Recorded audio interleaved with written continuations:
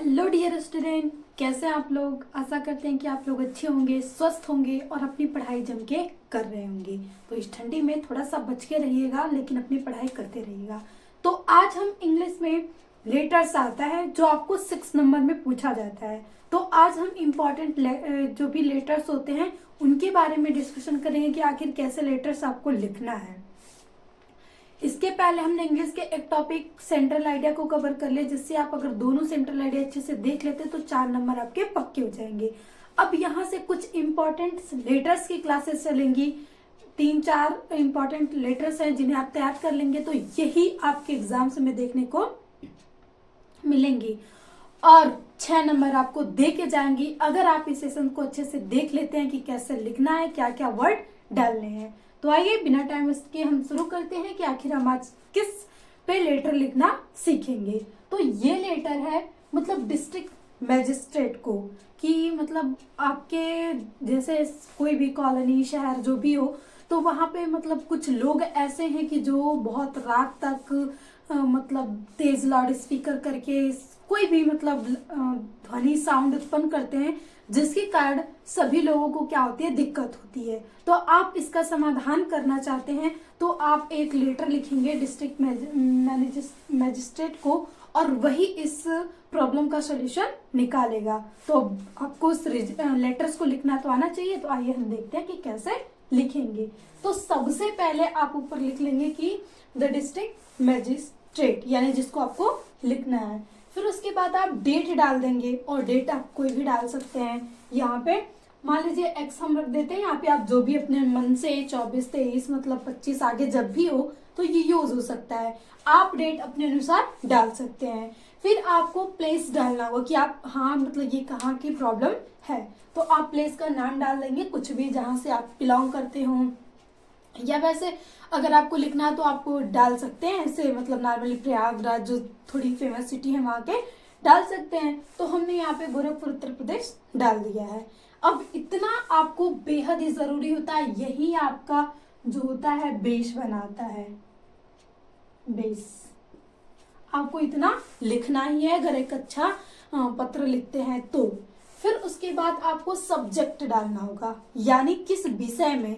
ऊपर तो वहां पे मतलब आप लिखेंगे ना, ये तो आपको क्वेश्चन में देखने को मिलेगा। आप जब लेटर लिख रहे हैं तो इतना लिखने के बाद सब्जेक्ट डालेंगे कि हाँ आखिर आपकी प्रॉब्लम क्या है, यानी विषय, आप किस विषय में जो है पत्र लिख रहे हैं। तो वहां पे लिख सकते हैं regarding the noise of loud speaker till late night, यानी ये जो पत्र है उसके अनुसार मतलब विषय में है।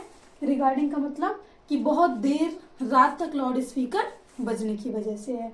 अब उसके बाद आप उनसे रिक्वेस्ट करेंगे, तो सबसे पहले आप लिखेंगे सर, फिर उसके बाद अपनी प्रॉब्लम यहाँ पे लिखते चले जाएंगे। I have to inform you about the discomfort of my area, मतलब मैं आपको सूचित करना चाहता हूँ कि मेरे एरिया में मतलब डिस्कम्फर्ट है, यानी कोई भी कंफर्टेबल नहीं है। Some people of my area play loudspeaker till late night, यानी हमारे ही एरिया के कुछ लोग हैं जो बहुत देर रात तक लाउड स्पीकर बजाते हैं, जिसके कारण हमारे एरिया के लोगों को प्रॉब्लम समस्या उत्पन्न हो रही है। वो मतलब अपने आप को एक मतलब कंफर्ट में नहीं पा रहे हैं कि मतलब अब देर रात तक वो बजाने से नहीं, मान लीजिए कोई सोना चाहते हैं तो वो सो नहीं पाता है, और जो स्टूडेंट है वो अच्छे से अपनी पढ़ाई नहीं कर पा रहे हैं। ये सारी चीजें आपको लिखना होता है। तो इतना सारा नहीं, बस आप एक कोई कारण दे देंगे। फिर उसके बाद the result is it that they disturb the peace of everybody, मतलब इसका रिजल्ट ये है कि सभी की शांति क्या हो रही है, मतलब सबकी शांति में उल्लंघन हो रहा है, मतलब सबकी शांति बिगड़ रही है, मतलब सबकी शांति व्यस्त मतलब भंग होती चली जा रही है, कोई शांति से नहीं रह पा रहा है, ये प्रॉब्लम होती है। अब आप उनसे करेंगे कि हाँ आप इस प्रॉब्लम का समाधान निकालिए। तो उसके बाद थोड़ी सी एक लाइन छोड़िएगा और नीचे से लिखिएगा सो आई रिक्वेस्ट यू, इसलिए मैं आपसे मतलब निवेदन करता हूँ, take some important step immediately, मतलब आप कोई बहुत ही महत्वपूर्ण स्टेप चरण बहुत ही जल्द लीजिए to solve the public difficulty of my locality, मतलब हमारे जो भी जनता है हमारे एरिया की उनके इस प्रॉब्लम का समाधान के लिए आप बहुत जल्द ही मतलब तुरंत ही कोई महत्वपूर्ण स्टेप लीजिए। फिर उसके बाद all people of my locality will be held as obliged, मतलब हमारे एरिया के मतलब जो भी रहने वाले लोग हैं वो बहुत ही मतलब आपके आभारी रहेंगे। फिर उसके बाद आप नीचे लिख देंगे थैंक यू। फिर उसके बाद यहाँ पे योर फैथफुली, मतलब आपका विश्वसनीय हिंदी में बोल सकते हैं। और यहाँ पे नाम में आप इंग्लिश में जैसा कि XYZ लिखा ही जाता है, कभी भी गलती करके आप यहाँ पे अपना नाम ना लिख के चलेगा, क्योंकि पेपर में बहुत होता है कि नाम लिखना होता है, जैसे कॉपी पे तो नहीं लिखना होता है, पेपर पे लिखना होता है। फिर वहाँ पे कुछ शाइन करने के लिए पेपर्स आते हैं, तो मतलब आप उसमें थोड़ा सा डिस्टर्ब होकर यहाँ पे अपना नाम ही ना लिख दीजिएगा कि मतलब यहाँ पे योर फैथफुली हम ही, तो आप कभी भी नाम नहीं XYZ या जो भी अपने अल्फाबेट को ही डाल सकते हैं। और ये बेसिस का है। और इस तरीके से देखिए, ये जो चीजें आप लिखेंगे, यहाँ पे जगह थोड़ी कम है तो आप इसके बाद एक लाइन जगह छोड़ देंगे, फिर डेट के बाद एक लाइन की जगह छोड़ देंगे, फिर यहाँ पे मतलब आपकी जो प्लेस है उसके बाद एक लाइन छोड़ देंगे, फिर सब्जेक्ट डालेंगे, फिर एक लाइन छोड़ेंगे, फिर सर लिखेंगे, फिर वहां से ऐसे लिखते चले आएंगे। फिर ये जहाँ से एवरीबॉडीज मतलब आपका समस्या लिखते हैं वहां तक खत्म होता है, तो फिर वो लाइन छोड़ के आप दूसरी लाइन से मतलब पैराग्राफ से स्टार्ट करेंगे कि इसलिए मतलब आप फिर अब विनती करेंगे, विनती करने के बाद फिर आप उनको धन्यवाद भी देंगे कि मतलब आपने तुरंत कदम लिया पूरा धन्यवाद लिखने के बाद, और लास्ट में योर फैथफुली ऑफ XYZ लिख देंगे। तो ये बहुत ही महत्वपूर्ण लेटर्स है जो कि 24 में आने की संभावना है, वहाँ पे ऑप्शनल में ही आता है।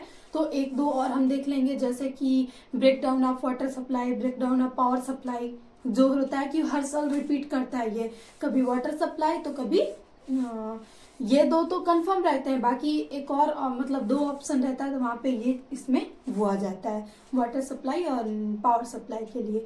तो हम उसको नेक्स्ट वीडियो में देख लेंगे। तो आई होप अब ये छोटे से वीडियो में 6 नंबर अपना क्लियर कर लिए होंगे।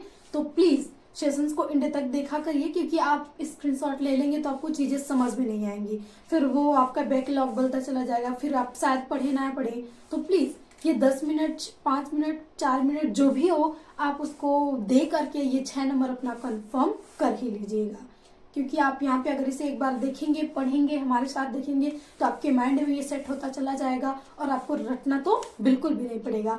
यही प्रोसेस लगभग हर लेटर्स में रहती है, अगर आपको कोई डिस्ट्रिक्ट मजिस्ट्रेट को लेटर्स लिखना है तो अगर आपको ये सेशन अच्छा लगा हो तो प्लीज़ अपने दोस्तों को शेयर करिएगा ताकि उनकी भी हेल्प हो सके। और चैनल पे नए हैं तो चैनल को सब्सक्राइब कर लीजिएगा। और प्लीज़ बच्चों थोड़ा सा सपोर्ट अपने इस प्यारे से फैमिली को कीजिए, ताकि मतलब हम और भी मेहनत करके आप लोग के लिए अच्छे अच्छे क्लासेस लाते रहें और आपकी पढ़ाई एंजॉय तरीके से होती रहे। तो अगेन थैंक यू, मिलते हैं नेक्स्ट सेशन में। Always be happy and be positive.